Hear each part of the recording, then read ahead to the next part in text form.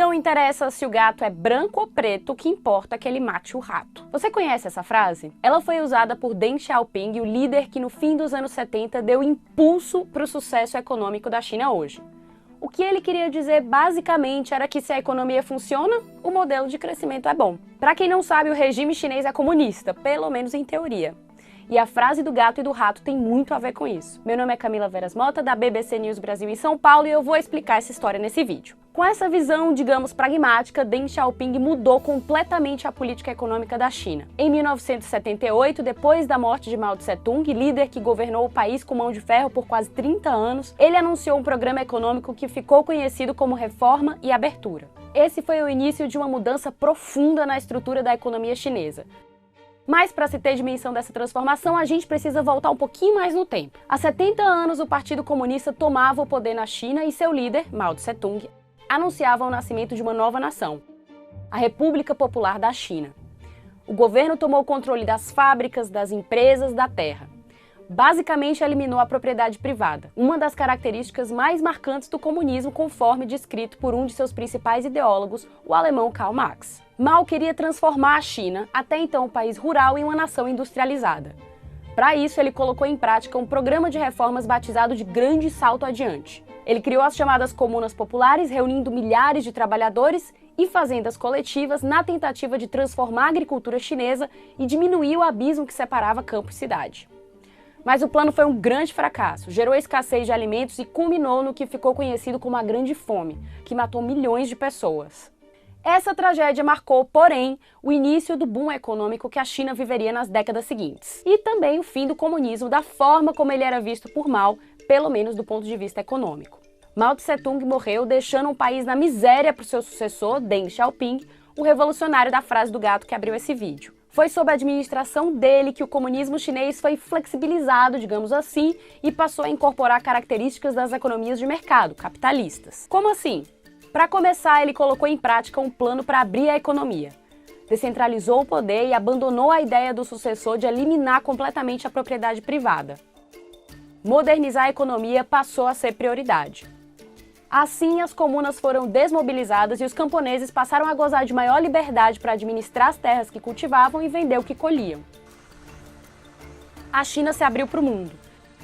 Estreitou laços com os Estados Unidos, o que permitiu, por exemplo, a chegada ao país de multinacionais como Coca-Cola, Boeing e McDonald's. A fórmula ficou conhecida como socialismo com características chinesas, e os líderes que sucederam Deng Xiaoping, como Jiang Zemin, Hu Jintao e o atual presidente Xi Jinping, vêm dando continuidade a ela. O modelo permitiu à China crescer de forma consistente pelas últimas 3 décadas. De acordo com os dados do Banco Mundial, mais de 850 milhões de chineses saíram da pobreza nesse período. Se vocês olharem em volta agora aí onde vocês estão, é muito provável que encontrem algum produto que tenha vindo lá da China. Roupas, eletrônicos, a lista do que eles vendem para o mundo inteiro é longa. A Huawei, a maior empresa privada da China, é líder em desenvolvimento de tecnologia 5G. A Lenovo, outra companhia privada do país, é a que mais vende computadores no mundo.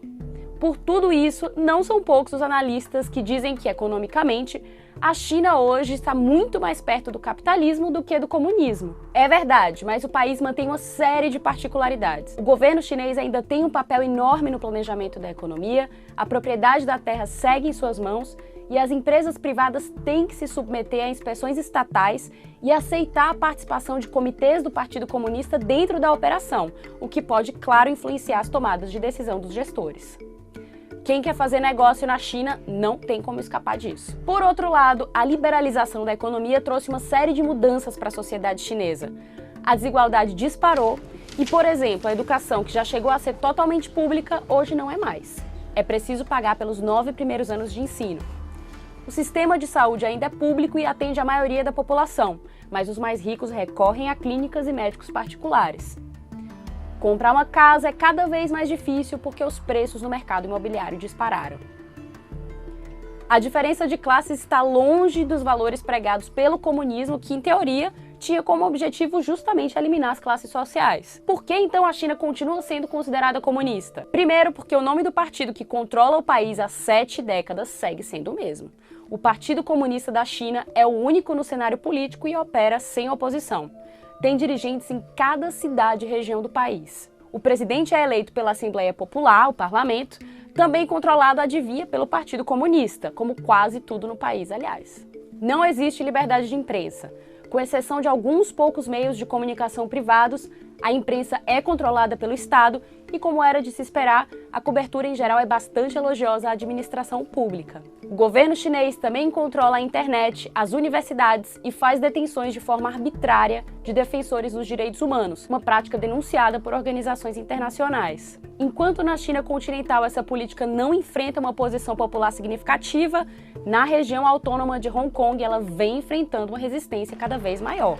Os protestos que vocês devem estar acompanhando aí nos noticiários começaram em março e marcaram as comemorações do Dia Nacional da China neste 1º de outubro. Nessa data, aliás, o Partido Comunista da China completou 70 anos no poder. E se tem uma coisa que tem marcado a história da sigla, é a sua capacidade de abrir a economia, fazê-la crescer a um ritmo acelerado, enquanto mantém praticamente inalteradas velhas estruturas políticas.